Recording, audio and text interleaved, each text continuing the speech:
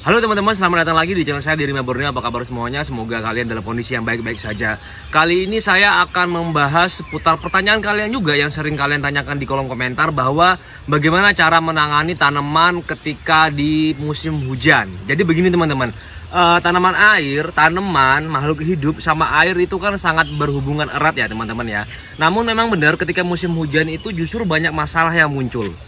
Salah satunya apa? Jadi begini teman-teman, ketika kalian menggunakan media tanam seperti di belakang saya ini, di samping saya sini ya, di sekitar saya ini, contohnya seperti ini, atau kita turun di sini yuk. Nah, oke, ya seperti ini ya. Nah, ini adalah media tanam buatan yang mana kita menggunakan pot di sini. Kotak-kotak semen atau apapun itu media kalian yang kalian gunakan, itu ya pasti media yang terisolasi seperti itu ya. Dan kemudian bisa dikatakan tidak terkoneksi dengan ekosistem yang ada. Maksudnya apa? Dia tertutup, close ya. Ada pagernya. Nah, sehingga apa? Ketika di musim hujan terjadi pengikisan air ya teman-teman ya, oleh air, yang mana air hujan itu kan netral, tidak ada membawa bakteri sama sekali, sehingga maksud saya tidak ada membawa nutrisi sama sekali, sehingga ketika hujan itu masuk ke media kalian ya, ke pot, ke media kotak-kotak seperti ini, itu dia akan mencuci mineral atau nutrisi yang terdapat pada media tanam tersebut, entah itu tanah atau pasir seperti itu. Nah, sehingga apa? Lambat laun media tanam itu akan kurang subur. Nah, sehingga harus kita lakukan yang namanya pergantian media teman-teman. Berbeda dengan di belakang saya sana ya, di hutan, di mana-mana lah, itu dia ketika hujan dia mendapat siraman air ya, atau aliran air dari mana-mana yang membawa nutrisi, melarutkan nutrisi, sehingga tanah tersebut tetap subur. Beda sama ini, dia hanya dilarutkan aja tanpa mendapat limpasan air yang membawa nutrisi seperti itu. Dia hanya hanyut gitu aja nutrisinya tanpa terbawa oleh air yang dari atasnya seperti itu. Jadi lambat laun dia akan sangat-sangat kehilangan nutrisinya dan akan sangat kerdil. Nah, contohnya seperti ini teman-teman, kita bisa lihat ya. Oke. Nah, ini salah satu media yang sudah saya perbarui lagi gitu ya. Jadi ini Hailgrass, yang sebelumnya itu tanamannya tanaman lain. Kemudian saya perbarui lagi medianya. Kemudian kita ganti media. Nah, jadi begini teman-teman. Tips paling pentingnya adalah ketika kalian di musim hujan, apalagi outdoor, itu tidak begitu banyak yang bisa kalian lakukan gitu ya. Jadi saya melakukan penggantian media dan dilakukan penanaman ulang ya, itu ketika akhir musim hujan. Jadi ketika musim hujan saya tidak melakukan apa-apa, sehingga banyak tanaman yang memang kondisinya menurun. Dan sekarang kita sudah mulai melakukan pembongkaran satu persatu, karena ini sudah di puncak musim hujan, di ujung musim hujan dan awal musim kemarau seperti itu. Nah, kalian lihat di sini. Nah, ini kita sudah mulai melakukan pengambilan tanah dan kompos ya. Ini kompos ya teman-teman ya. Ini kompos. Ini kompos yang sudah terfermentasi menjadi tanah. Nah, kita lihat yuk di sebelah sini. Oke. Nah, ini kita lakukan penyemanan di sini ya. Mulai dari lantai dasarnya sampai ke dinding-dindingnya. Ya, sebelumnya kan kita menggunakan media terpal ya teman-teman, atau plastik ya. Ternyata itu tidak awet teman-teman. Jadi setelah saya hitung-hitung, kos antara kita menggunakan plastik UV atau terpal untuk media seperti ini dan menggunakan semen yang diplester seperti ini, itu jauh lebih murah ketika kita menggunakan semen ya. Jauh lebih murah. Terpal saat ukuran 3x4 ya, itu setidaknya harganya 100.000. Nah, 100.000 kalian sudah bisa mendapatkan beberapa petak kolam. Jadi harga semen kalau di sini ya sekitar 40-50.000, itu sudah bisa menjadi beberapa kolam plus pasir gitu ya. Jadi kalau kita punya uang 1 juta, itu bisa jadi banyak banget kolam yang bisa kita renovasi. Kalau misalnya kita menggunakan terpal 1 juta baru dapat 10 terpal, jadi hanya 10 kolam. Sedangkan kalau kita pakai semen, itu bisa sampai puluhan kolam yang kita lakukan, kita kerjakan, dan itu lebih permanen daripada menggunakan terpal gitu. Oke, bisa kalian lihat di sini kan tempatnya Echinodorus ya teman-teman ya. Dan Echinodorus di sini sudah gimana ya? Sudah rimbun ya, pernah rimbun banget dan mulai mengalami penurunan kualitas. Ini bisa kalian lihat ya. Ini daunnya sudah kering-kering seperti ini. Oke, kameraman lihat. Nah, itu ya. Ini sudah jelek banget. Ini sudah menandakan bahwa dia tanahnya sudah jenuh, nutrisinya sudah kurang. kalian lihat ini Rotala Sunset. Maksud saya Rotala Butterfly. Nah, bisa kalian lihat ya.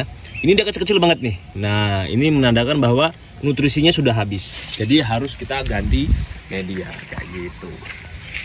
Nah, ini kita lakukan penanaman ulang. Ini masih baru kita bongkar ya.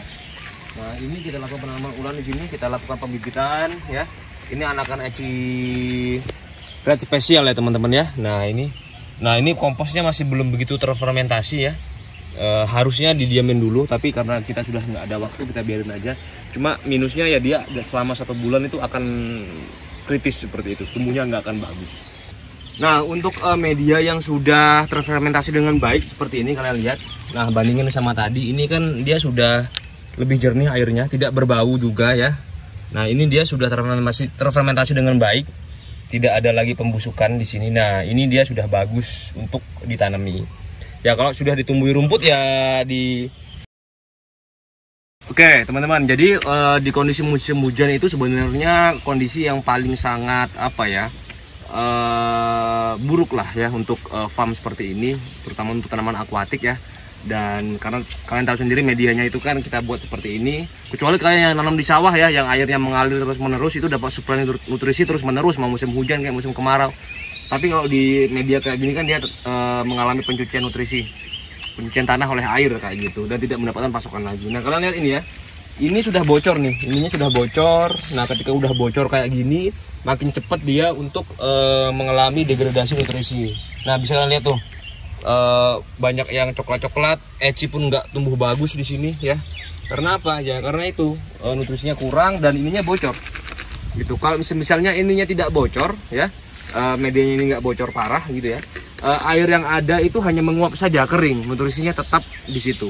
Tapi kalau medianya ini bocor parah, hujan semalaman setiap hari selama berbulan-bulan, itu akan dicuci terus tanahnya sehingga dia bersih dari nutrisi. Nah, beda kalau andai kata kalian bisa ngalirin air terus-menerus seperti ini. Nah, ini ya, kalau di bawah ini saya mengaliri air dari sungai terus-menerus. Bisa kalian lihat itu ada airnya di situ ya. Nah, itu saya aliri terus menerus. Nah, ini juga ini ada ini. Nah, ini saya aliri air terus sehingga dia putaran nutrisinya itu tetap bagus. Nah, kalian bisa lihat di sini tanamannya cukup masih bagus ya. Nah, masih seger-seger. Walaupun ini jujur ya, ini bukan tanah bernutrisi atau tanah campur kompos, ini hanya tanah murni yang banyak pasirnya gitu. Tapi dia tanamannya masih cakep-cakep karena dia dapat aliran air dari sungai terus menerus. Yuk kita lihat.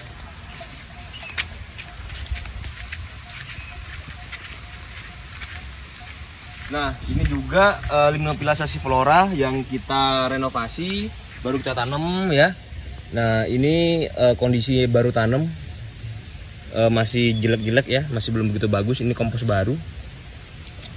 Nah, kemudian alasan kenapa juga kita harus mengganti media, yang kedua adalah tanaman sudah terlalu besar ya, sudah terlalu tua sehingga harus kita tanam ulang atau kita peremajaan ulang. Nah, seperti ini adalah Hygrophila stricta teman-teman. Bisa kalian lihat di sini, ini sudah terlalu menyemak kayak gini ya, nyemak banget. Nah, ini kalau kita biarkan produktivitasnya akan semakin menurun dan menurun dan menurun dan menurun.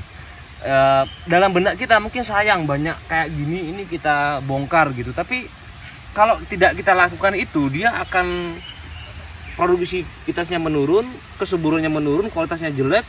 Jadi memang harus kita bongkar, harus kita perbarui lagi, kita tanam lagi, kita tanam pucuknya, kita ambil kayak gini ya. Nah, ini agar dia menjadi muda kembali seperti itu. Nah, ini babonannya Echinodorus red diamond ya, banyak banget di sini. Ini sulur-sulurnya ya, calon anak-anakannya nanti. Ini sudah mulai keluar gitu ya. Dan ini, nah ini kita menggunakan media terpal. Jadi yang bagus-bagus itu yang menggunakan media terpal sebelumnya. Sedangkan yang menggunakan media plastik, ketika plastiknya bocor selesai.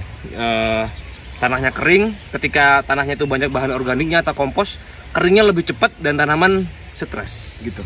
Oke, jadi Aquarimba saat ini memang lagi benerin beberapa Rimba Borneo ya. Nama tokonya Aquarimba, YouTube-nya Rimba Borneo itu melakukan penanaman ulang. Kalian lihat tuh, ini airnya hitam banget ya, karena ini air kompos seperti itu. Sebenarnya nggak boleh ditanam, tapi karena kita sudah bongkar kolam sehingga edge-nya itu nggak ada tempat, ya udah kita tanam aja. Apakah hidup apa enggak ya udah nggak masalah. Nah itu kolam yang baru kita renovasi, kita semen gitu ya. Jadi seluruhnya di semen, nggak lagi pakai media terpal atau plastik. Kemudian daerah-daerah situ juga lihat ya. Nah ini edge-nya udah mulai kuning-kuning. Ini waktu ganti media gitu. Jadi memang nggak ada istilahnya instan gampang gitu ya, tanam udah gitu subur terus menerus, tidak bisa. Nah untuk backup ya, kalau saya pribadi saya juga menggunakan ini. Nah untuk karpetan seperti baby tears, scuba ya, kita menggunakan ini. Dari agak jauh aja nggak apa-apa. Nah kita menggunakan ini ya untuk backup. Jadi ketika kolamnya sudah siap, sudah matur, kita lakukan penanaman ulang di tempat semula kayak gitu.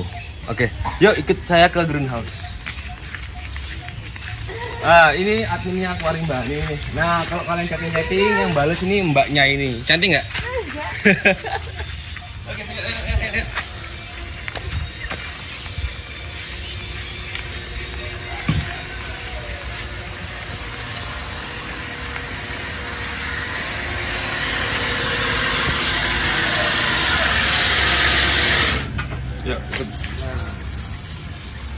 sekarang kita berada di greenhouse-nya. Mungkin kalian udah melihat video sebelumnya kan, belum lama. Ya masih nggak begitu banyak perbedaan sih. Nah ini karyawan teladan nih, yang paling kaya raya di sini. Om Farid Sebastian. Farid Pangabean. Nah oke, sini. Nah oke, kita lihat di sini MP atau mother plant dari Echinodorus. Kalian lihat nih anakannya nih. Tuh. Ini jenis red spesial teman-teman. Kita tanam menggunakan metode hidroponik di sini ya. Oke, nah ini Hydropila pinnatifida. Sekarang lihat ya. Nah, ini edge-nya masih banyak banget nih anakannya nih. Kalian lihat tuh. Banyak kayak di hutan udah ya. Oke, sampai jalan dulu agak susah. Mundur. Kameramen mundur nih. Nah ini Donoy nih, Donoy. Nah ini Donoy. Tuh, beberapa lagi kita besarin di pot ya, sampai dia udah rimbun nanti bisa dijual. Gitu. Jadi kita taruh lagi. Kemudian kita ngelihat yang mana ya, kalau kalian penasaran ya. Oke. Ya ini air grass, yang udah ngelihat ya air grass ya. Ini masih agak pagi jadi agak gelap mungkin. Nah kita lihat ke Anubias yuk. Oke, sebelum ke Anubias, kalian ada yang request bagaimana sistem sprayer ini bekerja kayak gitu ya. Nah, kita menggunakan 2 sprayer. Ya, yang pertama sprayer besar menggunakan mesin pompa apa itu namanya? Pompa air AC ya, merek Shimizu yang punya tangki bertekanan ya, jangan yang polos. Jadi ada on off otomatisnya. Sama pompa kecil yang kita pakaiin pompa DC ya, karena kebetulan pompanya lagi rusak, pas kemarin rusak jadi lagi kita beliin, jadi nggak kita hidupin yang ini. Nah yang besar itu seperti di atas kalian ini ya. Nah ini bisa kalian lihat itu yang bawah ini, jadi ini terhubung ke mesin itu tadi, dan sumber airnya kita pakai tandon ini yang sebelumnya sudah diolah dulu menggunakan mesin RO. Mesin RO nya di situ. Nah coba kita nyalain yuk. Nah ini saya nyalain pompa airnya. Saya nyalain pompa airnya ya. Kita lihat dulu. Bentar. Nah, bisa kalian lihat tuh mulai menyemprot. Kameramen hati-hati.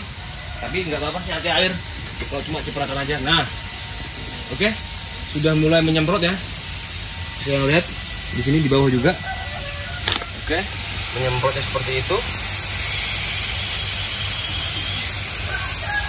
Dan ini untuk sementara kita nyalain manual. Nah, oke, bisa kalian lihat ya.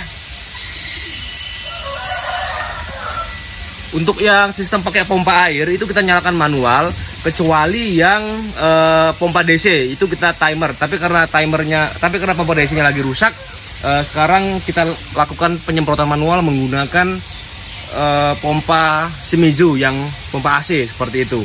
Nah, untuk durasinya berapa lama? Saya biasanya hanya menyemprot di siang hari di atas jam 10, setiap 1 jam 1 sampai 2 kali dengan durasi 2 sampai 3 menit. Udah itu aja. Oke, mungkin bisa kita matikan. Nah, tuh langsung kelihatan tuh. Coba kamu ke bawah situ tuh, tanamannya langsung basah. Nah, lihat air grassnya. Air grass. Nah, ini kelihatan ya, langsung basah ya. Ini efek kalau nah, coba agak jauh ke sana. Nanti saya berdiri di atas semprotan. Oke, kondisinya seperti ini di bawah semprotan dan benar-benar basah. Kelemahannya pakai pompa AC itu airnya kasar kayak gini, banyak langsung basah. Tapi kalau yang pakai pompa DC itu halus banget, kalian berdiri di bawahnya tidak akan langsung basah gitu. Oke, ini anubias nih teman-teman. Ini anubias. Nah, yuk kita ambil. Oke. Nih, kalian lihat nih. Nah, mundur. Oke. Nah, ini adalah anubias nanah. Ya. Tuh. Yang kita jual dengan porsi pot. Nah, dalam satu potnya itu bisa berisi beberapa batang kayak gini nih. Nah, itu ya, ini lebih dari satu batang. Ada juga yang udah gede kayak gini. Nah, ini ya, tuh akarnya udah tembus-tembus tuh. Jadi ini bisa kita pastikan bahwa bukan baru ditanam kemarin gitu, tapi sudah lama di sini, gitu ya. Oke, ini anubias nanah cakep banget tuh, kalian lihat ya. Nah, ini bisa kalian langsung beli, langsung cek aja di Shopee, gitu ya. Yang anubias nanah klam ya, anubias nanah pot, kayak gitu, ada di situ. Yuk, kita balikin.